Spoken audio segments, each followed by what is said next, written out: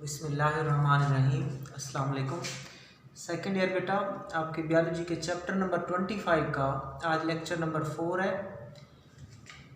और आज हमारा टॉपिक है कंपोनेंट ऑफ इकोसिस्टम। इकोसिस्टम के components. As discussed earlier, the ecosystem can be divided into two main component. जैसा कि पहले डिस्कस किया जा चुका है कि इकोसिस्टम के दो मेन कंपोनेंट हैं। इकोसिस्टम के कितने मेन कंपोनेंट्स हैं? टू। इधर भी एक बार देख लें। एक होता है बेटा बायोटिक कंपोनेंट, बायोटिक कंपोनेंट, और दूसरा होता है ए बायोटिक कंपोनेंट। इकोसिस्टम के टू कंपोनेंट्स होते हैं, एक बायोटिक कंपोनेंट और एक ए बायोटिक कंपोनेंट। तो सबसे पहले हम पढ़ते हैं बायोटिक कंपोनेंट्स क्या होते हैं। नाम से जाहिर है इसमें लिविंग ऑर्गेनिजम्स होंगे। Biotic component include all living organism. तो इसमें क्या शामिल होते हैं बेटा? All living organisms. Biotic component include all living organism. Biotic component में तमाम जानदार चीज़ें शामिल हैं। अब इन जानदारों में कौन कौन शामिल है बेटा? प्लांट शामिल होते हैं। कौन शामिल होते हैं? प्लांट शामिल होते हैं।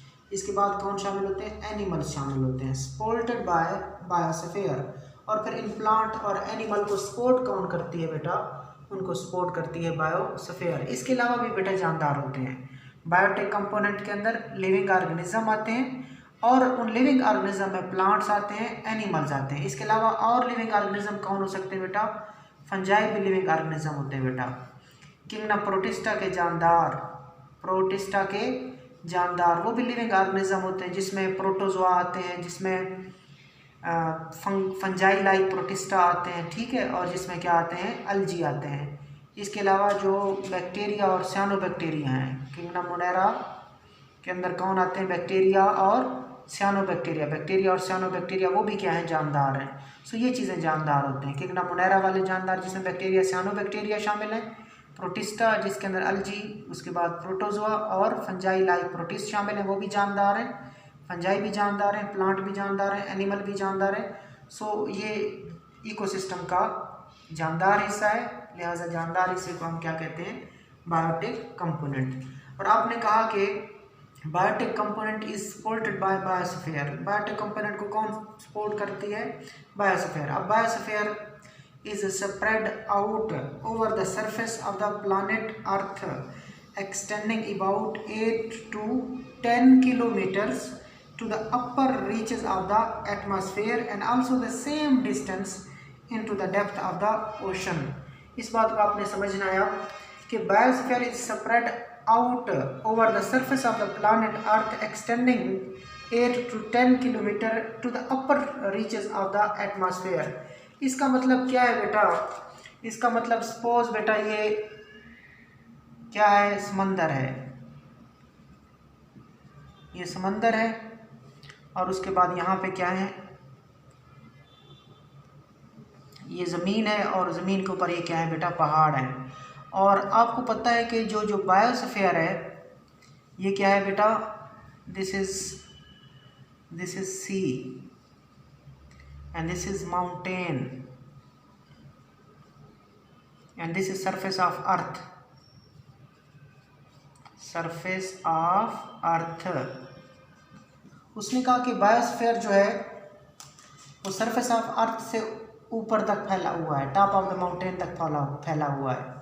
कितने किलोमीटर? तकरीबन 8 से 10 किलोमीटर, 8 to 10 किलोमीटर। ज़मीन की सतह से कितना ऊपर है बायोस्फीयर? 8 to 10 kilometre. आप कहेंगे सर हमने तो 20 किलोमीटर पढ़ा था। बिल्कुल बेटा पढ़ा था, देख लें। मैंने कहा है कि सरफेस ऑफ अर्थ से ऊपर कितना है बायोस्फीयर? 8 to 10 kilometre. और वो कह रहा है सेम डिस्टेंस, यानी कि इतना ही डिस्टेंस, कितना? 8 से 10 किलोमीटर। वो क्या है? वो ज़मीन की सतह के नीचे भी है, ज़मीन की सतह के नीचे भी है, यानी कि समंदर की तह तक है। तो ये स्टार्ट हो रहा है समंदर की तह से to the top of the mountain, to the top of the mountain. तो टोटल कितना बनेगा? समंदर ज़मीन की सतह से 8 से 10 किलोमीटर नीचे है बायोस्फीयर, और ज़मीन की सतह के 8 से 10 किलोमीटर ऊपर भी बायोस्फीयर है। अब बायोस्फीयर मतलब क्या है कि ज़मीन की सतह से 8 से 10 किलोमीटर नीचे बायोस्फीयर है, मतलब जानदार चीज़ें पाई जाती हैं। और ज़मीन की सतह के ऊपर 8 से 10 किलोमीटर भी बायोस्फीयर है, मतलब उसके अंदर भी जानदार चीज़ें पाई जाती हैं। सो जानदार चीज़ें पाई जा सकती हैं from the on the depth of the ocean to the top of the highest mountain. So आप कहते होते हो अक्सर कि biosphere extend from the depth of the ocean to the top of the mountain, के बायोस्फीयर ज़मीन की तह से पहाड़ों की चोटियों तक फैला होता है। तो टोटल फासला कितना बनेगा? ज़मीन से ऊपर 8 से 10 किलोमीटर है, ज़मीन से नीचे भी 8 से 10 किलोमीटर, तो टोटल कितना होगा? 16 से 20 बेटा, आगे ना 20 किलोमीटर। सो रेंज क्या है इसकी? 16 to 20 kilometre. Surface of Earth से ऊपर कितना? 8 से 10 किलोमीटर। सरफेस ऑफ अर्थ के नीचे depth at the bottom of the ocean या सी कितना? वो भी 8 से 10। और टोटल जब मिलाते हैं ज़मीन के नीचे और ज़मीन के ऊपर वाला, टोटल फासला कितना बनता है? 16 से 20। सो बायोस्फीयर स्टार्ट होता है from the depth of the ocean to the top of the highest mountain. यहाँ पे भी जानदार होंगे और यहाँ तक भी जानदार होंगे, इसके नीचे जानदार नहीं होंगे और इसके ऊपर भी जानदार नहीं होंगे। सो जहाँ जानदार होंगे वो इलाका क्या कहलाएगा बेटा? Biosphere. Biosphere is spread over the surface of the planet Earth, extending about 8 to 10 kilometer to the upper reaches of the atmosphere, यानी कि ज़मीन की सतह से कितना ऊपर है? 8 से 10 kilometre. and also the same distance, कितना distance? 8 to 10 kilometre into the depth of the ocean, कि ज़मीन की सतह के नीचे समंदर की तह तक भी कितना किलोमीटर हो सकता है? ये 8 से 10 किलोमीटर। और ज़मीन की सतह के ऊपर भी कितना फासला है? ये 8 से 10 किलोमीटर। सो आपने इसको कवर किया। बायोटिक कंपोनेंट कौन कौन होते हैं बेटा? इसमें प्रोड्यूसर शामिल हैं, और प्रोड्यूसर में बेटा कौन कौन शामिल हैं नेक्स्ट लेक्चर में इनको हम डिटेल से देखेंगे। फिलहाल अभी आपको बता देता हूँ, प्रोड्यूसर नाम से ज़ाहिर है अपनी खुराक बनाने वाले, और जो अपनी खुराक बनाते हैं उनको बेटा ऑटोट्रॉफ कहते हैं। इसमें कौन शामिल हैं? इसमें प्लांट शामिल होते हैं बेटा, इसमें प्लांट लाइक प्रोटिस्टा, अल्जी शामिल होते हैं, और इसमें फोटोसिंथेटिक बैक्टीरिया शामिल होते हैं। लेकिन मेन प्रोड्यूसर, खुश्की के मेन प्रोड्यूसर प्लांट हैं, जबकि पानी के माहौल के मेन प्रोड्यूसर अल्जी होंगे। सो प्रोड्यूसर वो जानदार होंगे जो अपनी खुराक खुद बनाएंगे, जिसमें पौधे आएंगे, प्लांट होंगे, फोटोसिंथेटिक बैक्टीरिया और अल्जी होंगे। सो दे आर प्रोड्यूसर। कंज्यूमर वो एनिमल जो दूसरे जानवरों की खुराक को इस्तेमाल करें, खुद अपनी खुराक ना बनाएं, हेटेरोट्रॉफ या कंज्यूमर, जिनमें मेन एनिमल आएंगे। डीकम्पोजर कौन होते हैं बेटा? बैक्टीरिया और फंजाई। इन बायोटिक कंपोनेंट को हम नेक्स्ट लेक्चर में डिटेल से डिस्कस करेंगे। सो दोबारा देख लें, टॉपिक आपने स्टार्ट किया हुआ है component of ecosystem. As discussed earlier, the ecosystem can be divided into two main component, the biotic component and the abiotic component. First of all, the biotic component. Biotic component include all living organism, including plant and animal, supported by biosphere. So biotic component is supported by biosphere, and biosphere is spread out over the surface of planet Earth, extending about 8 to 10 kilometer to the upper reaches of the atmosphere, and also the same distance into the depth of the ocean, यानी कि ज़मीन की सतह के ऊपर भी कितना है? ये 8 से 10 किलोमीटर है बायोस्फीयर, और ज़मीन की सतह के नीचे भी कितना फासले में है ये बायोस्फीयर? 8 से 10 किलोमीटर। सो टोटल बायोस्फीयर कितना है बेटा?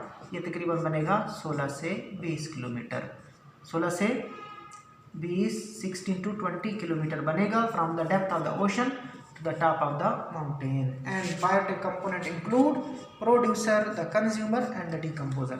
Next we see the abiotic component, और एबायोटिक कंपोनेंट में बेजान चीज़ें आएंगी, नॉन लिविंग थिंग्स आएंगी। So abiotic component include non living. जब भी आ जाए ना एबायोटिक, बायोटिक नहीं है, एबायोटिक, नॉन लिविंग। सो इसमें नॉन लिविंग कंपोनेंट्स आते हैं। नॉन लिविंग कंपोनेंट को आप एबायोटिक कहते हो। मिसाल उसमें कौन कौन है? एयर एबायोटिक है बेटा, वाटर एबायोटिक है, नॉन लिविंग है, एंड सॉइल और ज़मीन भी बेजान है। ज़मीन बेजान होती है, वाटर बेजान है, और एयर भी बेजान है। सब एग्जाम्पल भी हो गई, डेफिनेशन भी हो गई। Abiotic component include all non living component. Abiotic component में तमाम बेजान चीज़ें शामिल होती हैं। Examples are air, water and soil. In ecological term they are called as atmosphere. ठीक है, इकोलॉजिकल टर्म है, अब इनको क्या बोलते हैं? एटमॉस्फेयर। एटमॉस्फेयर मतलब एटमो, एयर, स्फेयर का मतलब प्लेस। सो एयर के लिए आप क्या यूज करते हो? एटमॉस्फेयर। अब एयर के लिए इकोलॉजिकल टर्म क्या है बेटा? एटमॉस्फेयर। अब एटमॉस्फेयर दो लफ्जों पर मुश्तमिल होता है। एटमा उसका मतलब क्या होता है? एयर, और स्फेयर का मतलब place. So now you are seeing the ecological terms of the abiotic component of the air and the water and the soil. Air, water और सॉइल एबायोटिक है, नॉन लिविंग है। अब इन्हीं एयर, वाटर और soil के लिए आप क्या देखने लगे हो? इकोलॉजिकल टर्म देखने लगे हो कि माहौलियाती इनकी टर्म्स क्या है, माहौलियाती इस्तिलाह क्या इस्तेमाल होती है।